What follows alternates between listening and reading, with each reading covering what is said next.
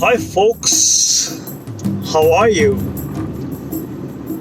Well, I'm gonna be talking to you after quite a long time. So, I'm having a wonderful drive today, the 7th of March 2025.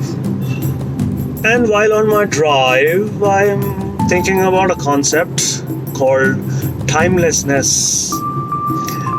I just wanted to talk about it because I was speaking to a friend of mine a few days ago, and the topic of the conversation sort of veered off to how old I am and stuff like that. So I kind of figured it out that,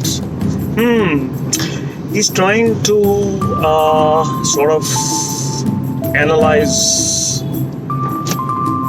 me, and so I gave him an answer that I'm timeless. I'm like maybe 17 or 18 in my head, and that's the way I'm gonna be for a long time.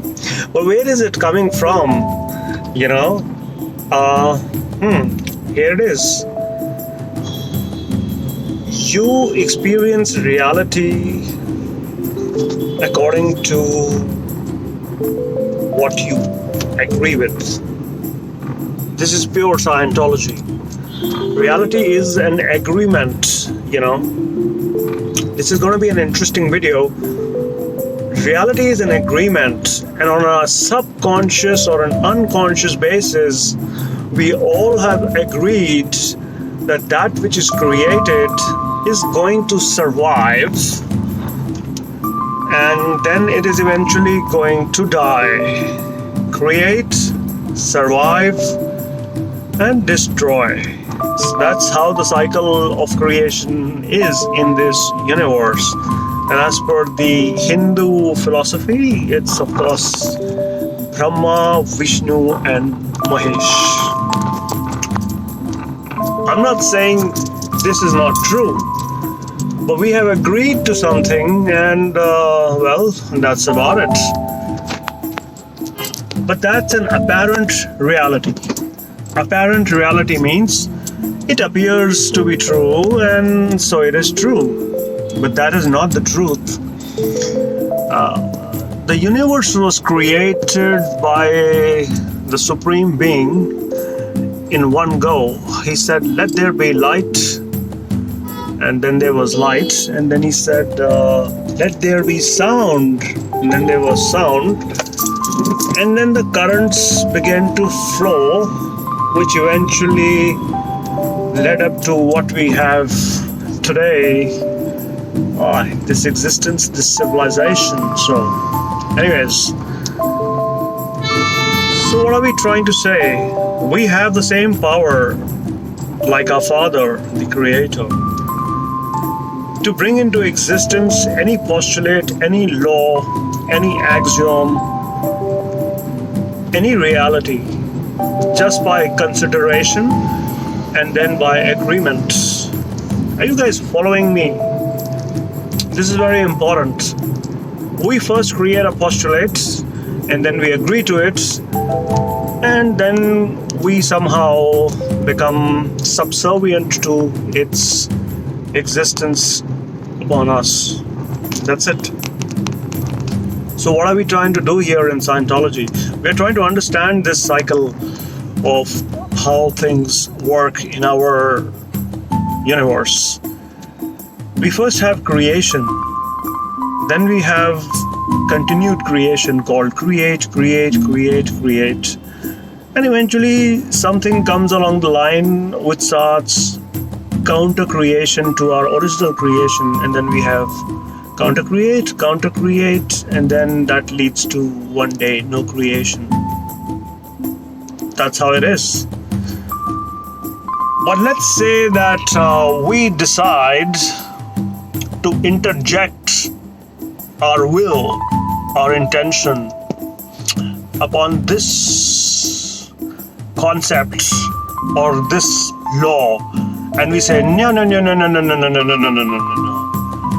I'm not okay with this, so I say, oh, I create, or I got created, I'm being created, or I am creating, and from here on out till infinity, I do not entertain any counter creation.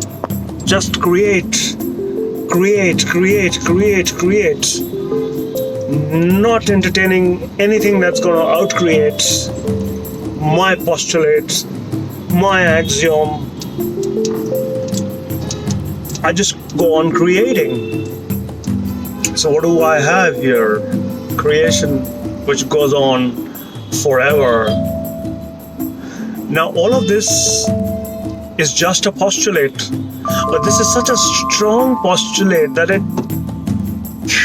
takes you right up at the top of anything in this existence, because everything is subservient to it. Everybody has agreed that they're going to be outcreated and one day there will be no creation. But here we are, a Scientologist who believes that there is going to be no counter creation. Just create. Keep on creating. I have been doing this in my life for almost 20 years now, ever since I got to know this concept. I'm not bragging or boasting, but my possessions are in excellent order. Excellent, par excellence. And so am I. Like people come up to me and say, wow, this is your Sony laptop?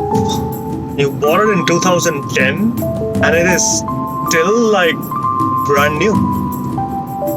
Forget about having problems or it has not been outcreated. I had a car which I kept for 15 years, and when I, at the end of 15 years, took it to a few dealers, and they were like blown out of their minds. They're like, my God, had it not been 15 years, you would have fetched a fantastic price. But now this is going to be scrap. But it's such a pity because the car was immaculate. And so are my other possessions. So am I, by the way. You don't entertain no creation, no counter creation, and you see the result. So it is not that eventually these things are not going to go out of existence. They will. But you have stretched the timeline. Oh boy, big time. Yeah, that's it. Well, I intend to be like this, the way I am today, feeling like a 20-year-old, maybe looking like a 30-year-old for the next, 50 years. There used to be a time when people lived for like 150 years, 200 years. I don't intend to do that. I just want to live at least 100 years, but not like you end up when you're 100. I mean, I've heard about saints and yogis who are in such excellent physical state and form, and they are like timeless. So maybe I'm not gonna hit that echelon, but the attempt is to stretch this existence and be in top shape, top form. And this is my message through the video, that I hope you're getting onto what I'm trying to say, that there is a way, there is a thought process where you can be cause, C-A-U-S-E, cause, be causative rather than an effect of the forces of this universe, which are like kind of weighing us down and leading to entropy and gradual decline.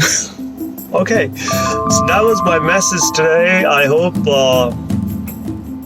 you like my video, and if you do, Cheers. Thanks for watching. Have a nice day. Bye bye. Okay.